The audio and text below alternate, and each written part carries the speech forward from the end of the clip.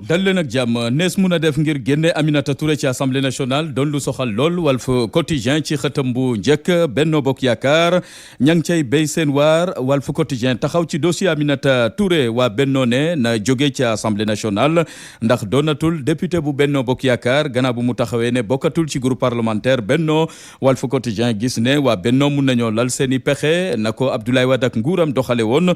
ci jamono bu ñuy xeex njiitu réew mi Macky Sall bokk na ci ay jegeñaale Macky Sall te ne woon ci assemblée nationale nguurug soppi ga woon laloon na ay pexe ba gantal leen ci assemblée nationale ku mel ni Moustapha Cissé Lo ak Mbaye Ndiaye ci atum 2009 la ñu ñàkk seen ndombol tànk ca googule pencum ndaw réew mi nañ ko doxale ci at moomule noonee la ñu waa Benno bëgg a doxale seen digganteeg Aminata Touré ngir mu mun a jógee ci assemblée nationale yéene kabid Walf Quotidien moo ñu ko yeggee Sud Quotidien déggal ko ne yéene Benno bokk na ci Aminata Touré bañ a déggati honorable député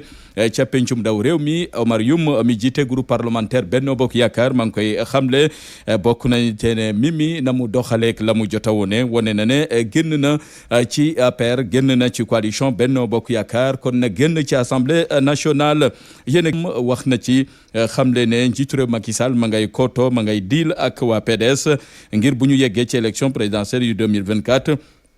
su ko defee waa PDS mun a dooleel njiitu réew mi Macky Sall ku yaboo sax séntu fii leeg 2024 premier ministre geneen njiitu réew Macky Sall mun na ko fal ci lu yàggatul mun na doon Karim Wade bu ñu sukkandikoo ci Ngari Ngom bu Mimi Touré kabi di journal Réveil génnagul assemblée nationale Mimi Touré mañ fa bëgg a xañ ndombol tànkam doon lu jaaxal lool ay jegeñaale Mimi Touré Ngari Ngom yéen kabi di le mandat loi d'amnistie ga ñuy tudd ci Khalifa Sall ak Karim Wade gannaaw kaddu yu tukkee yàggut ci njiitu réew mi Macky Sall Mouhamadou Lamine Massaly suul na ci saasi yooyu le kaddu ne bu mu fi am amnistie bu ko kenn jox Karim Wade ak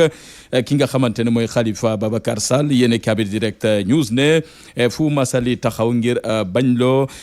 amnistie googule mu yegg ca ndombol tànk Karim Wade wala boog Khalifa Sall bokk na ci Massaly fàttali ne ñoom ñaar ñi le ñoo sànq ñoo luubal alalu réew mi kenn waru leen a setal may leen sañ-sañ wooteek wala war a mun a falook foldi ak itamit mun a am sañ-sañu mun a wote comme ñëpp moom Mamadou Lamine Massaly fàttali ne Karim Wade moom la ñu toppee luubal alal gu lewul ak moomeel gu lewul te mu war a fay lu ëpp téeméeri milliards Khalifa Sall ñu toppee ko mbirum caisse d'avance bu mairie bu Ndakaaru ak koppar gam ca fay tey ji daganul jaaduwul ñu mun leen a jox amnistie ndax buñ leen ko joxe day gën a dooleel càcc meek luubalum koppar ba ci corruption fii ci Sénégal yéen kabidi direct news moo ñu ko yeggee source ne lu aju ci procès ñaari gendarme yu ñu tudd ci njuuj njaaj ci mbirum passeport diplomatique bokk na ci parquet bi ma ngi ca war a déglu Mahmoud Saleh ak itamit kii di chef de protocole bu palais dañ leen teewlu googule dossier ajuma gu mujj ci weeru octobre gi ñu ne ca lañ ko fas yéene càmbarat source moo ñu ko yeggee turbine xëy duñu càmbaral njëgu dundu geek cheray ga ca am nees mun a def ngir wàññi njëg yi yéene cabinet faw ñu fexe ba dundal bay dundee gi ak itamit di ko jëfandikoo bokk na ci njiitu réew Macky Sall ak nguuram faw ñu wàññi nañuy jëfandikoo alalu réew mi doon lu soxal yéene kabi di Turbine le vrai journal xëy waxtaan ceek ñi seen xam-xam màcc jëm ci wàllu wi nees mun a def ngir wàññi njëgu dundu gi Maysa Babou di économiste xelal nguur gi ne bokk na ci faw mu gën a jublu ci demande sociale bi docteur Mor Gassama économiste la jàpp ne faw mu wàññi yenn ci service yi nga xamante ne njëg yi cher na lool ci portuaire bi bokk na ci Momar Ndaw bu Ascosen jàpp ne faw ñu homologué prix yi bu ñu buggee njëg yi mun a jaar ci yoon mu ngi ci le vrai journal Sud Quotidien xëy duñu dégtal njëg yooyu le ndax dañ ko mun a wàññi ci waxtu wi le waa Pastef jàpp ne wax rek la goo xamante ne njiitu réew Macky Sall ak nguuram ñoo ko yëkkati ay cadre Pastef ne du mujjee fenn ndax fekk jëlee wuñ fi au conseil des collectivités territoriales jëlee wuñ fi conseil économique social et environnemental ba ca tegu waa Pastef xamle ne faw ñu taxawal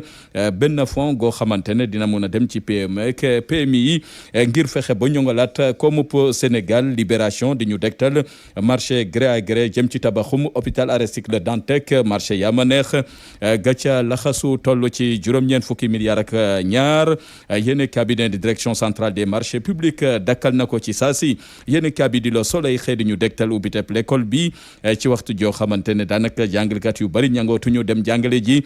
fu sori lool yéen cabinet loolee tàmbale na xajamal njàng mi.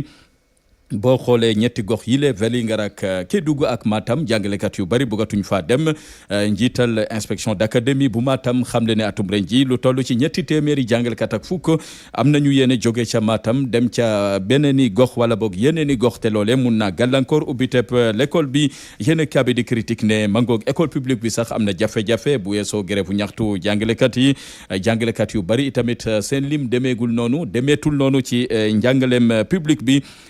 sàkku ci nguur gi ngir mu sàmmontek ay digéem accord yamuy xaatim ak jàngalekat yi na koy matal yéene kabi di critique moo ñu ko yëggee yéene kabi di l'info xëy jox kaddu Abdoulaye Ndoye bu CUSEMS